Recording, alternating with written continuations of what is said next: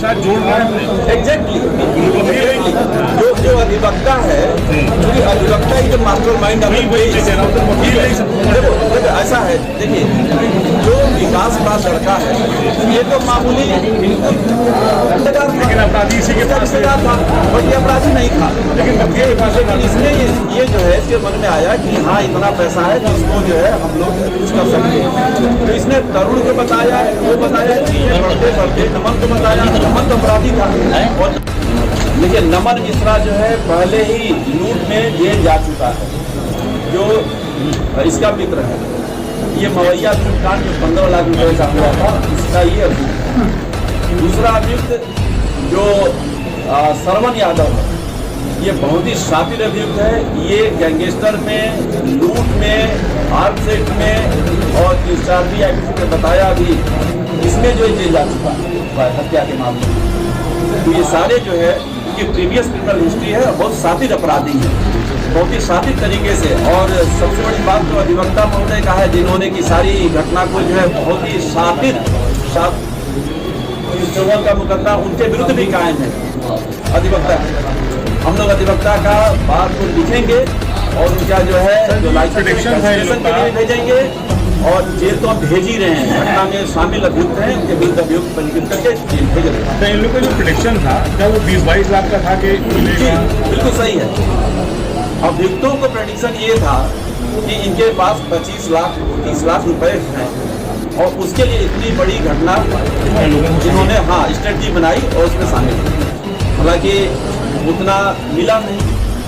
वादी का कहना था कि हमारे पास इतने ही थे, 5 लाख थे जिसमें से वो खर्च कर चुका था, और 3 लाख 80,000 रुपये उसके पास। ये जो ड्राइवर है, ये जो छोटी भूमिका जिनकी दिख रही है, इनको शेयरिंग पे लिया गया था या कहा गया था कि शेयरिंग पर इनको फिक्स अमाउंट है? नहीं, शेयरिंग किस तरह से शामिल ये किया गया कि जो लूट में मिलेगा वो उसमें जो है बराबर हिसाब शेयरिंग। और यही वकील साहब को भी कहा गया, वकील साहब को भी यही कहा गया कि जो भी लूट का मिलेगा बरामद हुआ जो हमारे पास, उसमें आपको भी बराबर का हिस्सेदार दिया जाए। सर ये 9 लोगों में जो भाग्य नमन मिश्रा है, ये जो कि पहले लूट का अभियुक्त रह चुका है।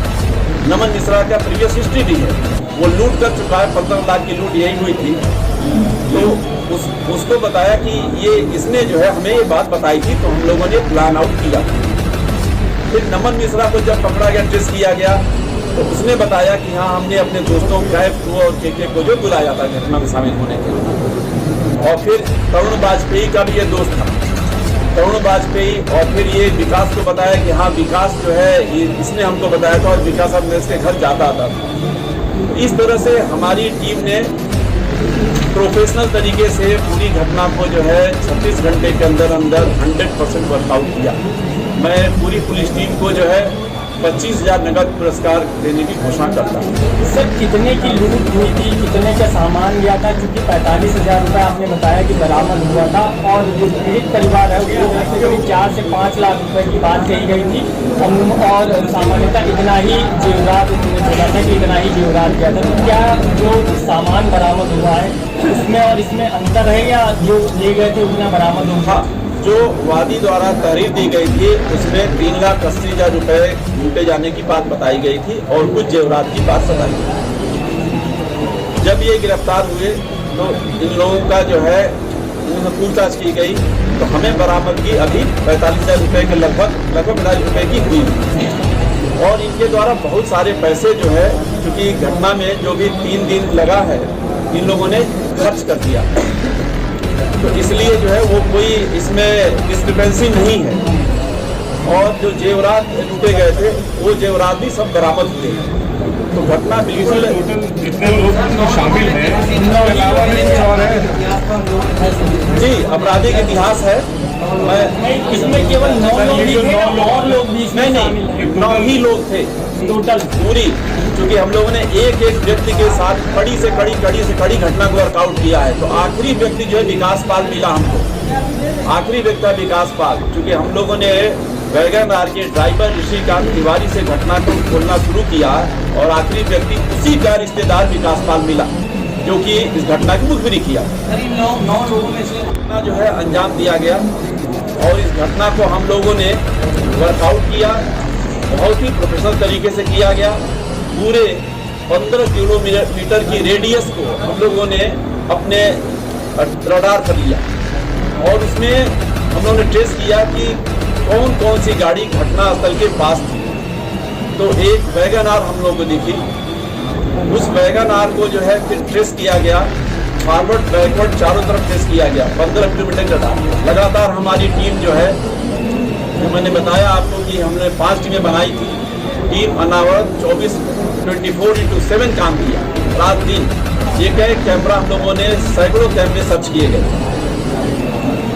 अच्छा, इसमें दिक्कत ये हो रही थी क्योंकि इस घटना का जो मास्टरमाइंड था वो संजय वाजपेयी अधिवक्ता था और उसको सारी चीज पता थी पुलिस के बारे में कि कैसे कैसे पुलिस किसी चीज को वर्कआउट कर सकती है। इसलिए हमारे लिए बहुत टफ केस हो गया। उसने सारी मोबाइल को जो है अपने यहाँ रखवा लिया था अपने पास कि मोबाइल लेकर के आप लोग मत जाना, अदरवाइज पुलिस ट्रेस कर लेगी। उसने ये भी बताया कि इस जगह जगह कैमरा है तो यह इधर से मत जाइए आप लोग। तो जितनी भी पॉसिबिलिटी हो सकती थी क्राइम को डिटेक्ट न होने में, वो सारी उसने सावधानियां बरती। लेकिन फिर भी हमारी टीम ने जो है इस चीज को वर्कआउट किया 72 घंटे के अंदर पूरे प्रोफेशनल तरीके से। तो हम लोगों ने जब ये एक हमें वैगन आर मिली तो उस वैगन आर को टेस्ट दिया गया, लेकिन वैगन आर का नंबर नहीं हम लोग को मिल पा रहा था। बहुत सारे जगह जो है हम लोग प्रयास किए, लेकिन हमारी टीम को एक जगह जो है वैगन आर के नंबर प्लेट पर 2 नंबर हमको दिखे, लास्ट के 2 डिजिट मिले उसके।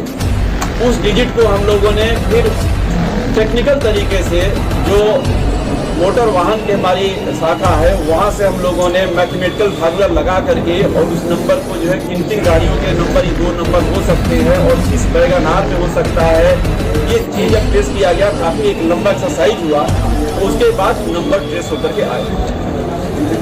उसके बाद हम लोगों ने उस चीज को जो है फिर आइडेंटिफाई किया कि ये किसकी वैगन आर थी। तो जिसकी वैगन आर थी वो आसियाना का व्यक्ति निकला और उसने बताया कि ये वैगन आर हमने अपने ड्राइवर ऋषिकांत तिवारी को दिया था, जो कि ओला उबर चलाता है। तब हम लोग जो ऋषिकांत तिवारी जो है जब ये इसको हिरासत में लिया गया तो उसके द्वारा ये बात बताई गई कि हाँ, मैंने जो है सरवन के कहने पर गाड़ी अपनी प्रोवाइड की। सरवन यादव वही जो कि गैंगस्टर लूट आज का पहले का बातचीत था। सरवन यादव जब हिरासत में आया है तो उसने बताया कि हाँ, हमने अपने दोस्त जमील को भी इस घटना में शामिल किया था और एक वकील साहब जो हमारा केस देखते हैं संजय वाजपेयी, उनके कहने पर जो है हमने ये सारी घटना। और सरवन ने ही गाड़ी भी हायर किया। गाड़ी थी ऋषिकांत तिवारी का। ऋषिकांत तिवारी भी जो है ये पारा का रहने वाला है, ये ओला उबर से चलती है, इस तरह से अपनी गाड़ी चलाता है। तो ये वैगन आर जो है यूज कर रहा था। तो चूंकि ये सरवन रहने वाला तो उन्नाव का है, लेकिन जो 0 पॉइंट हमारे यहाँ पारा में है वहाँ पर ये चाय वाय की दुकान पर बैठता था और वहीं ऋषिकांत तिवारी जो वैगन आर का ड्राइवर है ये भी वहाँ पर बैठता था। तो इन दोनों में दोस्ती हो गई थी। तो इसने बताया सरवन ने कि ये काम करना है, उसके लिए गाड़ी की जरूरत है, तुम अपनी गाड़ी जो है देखो। तो इस तरह से ऋषिकांत तिवारी अपनी वैगन आर के साथ घटना में शामिल हो गया। घटना जो 7/8 की रात हुई है उसके पहले भी इस घटना को करने के लिए ये लोग प्रयास किए। ये 6/7 की रात भी आए थे और उस दिन भी जो है रात में जब ये आए घटना करने के लिए तो जो वादी मोतीलाल पाल है इसका नाती उस समय जो कि वहीं सोया था बाहर, वो जग गया और उसने इन लोगों को टोक दिया। तो जब टोक दिया तो चूंकि विकास इनका रिश्तेदार है तो विकास को ये लग गया कि हमको पहचान लेगा और हम लोग पकड़ जाएंगे। इसने घटना को उस दिन मना कर दिया। ये घटना 6/7 की होनी थी तो वो उस दिन नहीं हुई और फिर अगले दिन 7/8 को हुई। जब ये लोग घटना किए हैं तो चूंकि विकास को सारी जानकारी थी कि कहाँ घर में कैसे एंट्री होती है, कहाँ क्या चीज़ हो रहा है, क्या घर बन रहा था, तो उसने सारे बाड़ बजे हुए थे बांस के। तो विकास जो है उस पहाड़ पर चढ़ करके ऊपर छत पर गया, वहाँ से नीचे कूद करके अंदर से इसने सिटकिनी खोल दिया। ये सारे अभियुक्त जो है अंदर गए और उन लोगों ने घटना को अंजाम दिया। चूंकि इसने और विकास स्वयं बाहर आ गया क्योंकि वो पहचान जाता।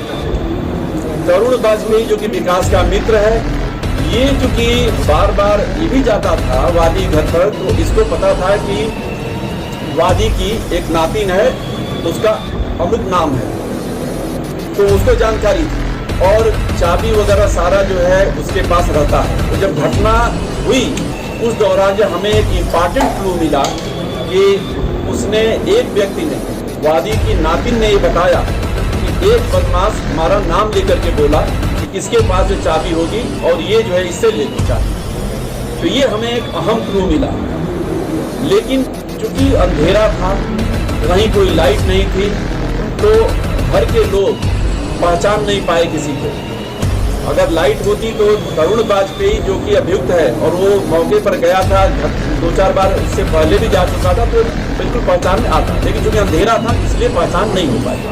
ब्लाइंड केस जिसमें कोई भी क्लू नहीं था, हमारी पश्चिमी जोन की टीम ने पूरे प्रोफेशनलिज्म के साथ जो है काम करते हुए इस घटना का अनावरण आज किया और कुल 9 अभियुक्त गिरफ्तार किए गए हैं, जिनके पास से लगभग 45,000 रुपये कैश बरामद हुए हैं और साथ ही जो लूटे गए जेवरात थे उसमें जेवरात भी बरामद हुए हैं।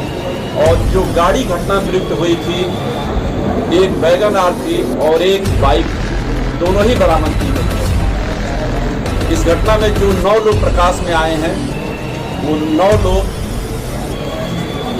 में सबसे पहला जो व्यक्ति है वो विकास है, जो वादी का साड़ू का लड़का है। यही वह व्यक्ति है जिसने घटना की मुखबिरी की।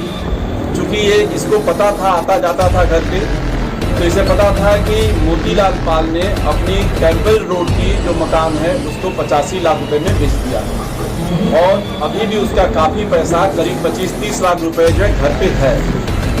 ये चूंकि घर पे आता जाता था तो इसने पैसों को भी देखा था लेन देन होते हुए। तो इसने अपने एक मित्र तरुण को ये जानकारी दी, तरुण वाजपेयी को। तरुण वाजपेयी ने फिर अपने दोस्त नमन मिश्रा को बताया ये बात, और नमन मिश्रा ये भी पारा का रहने वाला है, तरुण वाजपेयी ये भी भक्तामोह पारा का रहने वाला है। नमन मिश्रा ने फिर ये प्लान आउट किया कि इसको जो है हम लोग लूट किया जाए, तो इसने अपने मामा को बताया, संजय वाजपेयी, जो कि पेशे से अधिवक्ता है, और इसने अपने 2 दोस्तों को भी इस घटना के बारे में बताया, जिसमें एक केके उर्फ दिव्यांश भारती है और दूसरा कैफ, ये भक्तामोह पारा का ही रहने वाला है। संजय वाजपेयी जो अधिवक्ता है, ये एक तरह से पूरी घटना का प्लानर साबित हुआ, क्योंकि अधिवक्ता भी था। तो ये केस लड़ता था सरवन का।